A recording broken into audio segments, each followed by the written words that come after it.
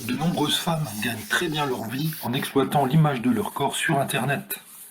Depuis le début de la pandémie et des premiers confinements, ce phénomène a connu un véritable essor. Le principe est simple, permettre aux internautes d'accéder à des contenus en échange d'argent.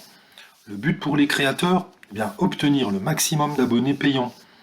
Au début du reportage, diffusé ce dimanche soir sur TF1, dans 7 à 8, on découvre le témoignage de Marilyn, 29 ans, qui est secrétaire dans une société de panneaux solaires.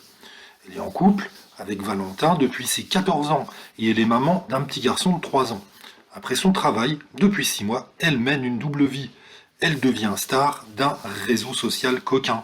Plusieurs fois par semaine, elle pose en petite tenue pour ses 1200 abonnés. Son compagnon l'accompagne dans sa démarche et cela semble très bien fonctionner. S'ils gagnaient tous deux le SMIC il y a encore quelques temps, l'activité de Marilyn s'avère particulièrement lucrative. 10 000 euros par mois.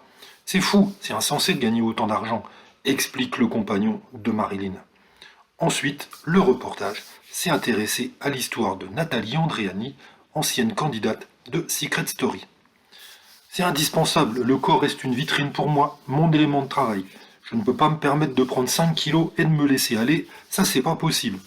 Depuis sa salle de sport, qu'elle fréquente 2 heures tous les jours, Nathalie, qui a 51 ans, raconte son quotidien sur ces nouvelles plateformes.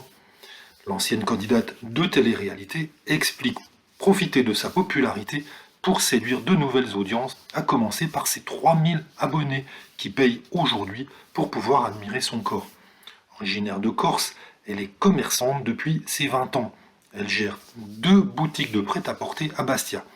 Le confinement l'a obligée à fermer ses magasins pendant plusieurs mois et c'est alors qu'elle a découvert le potentiel d'OnlyFans. Aujourd'hui, le business du nu lui fait envisager l'idée de vendre ses magasins moins rentables que ses activités en ligne. Son entreprise est désormais une affaire familiale.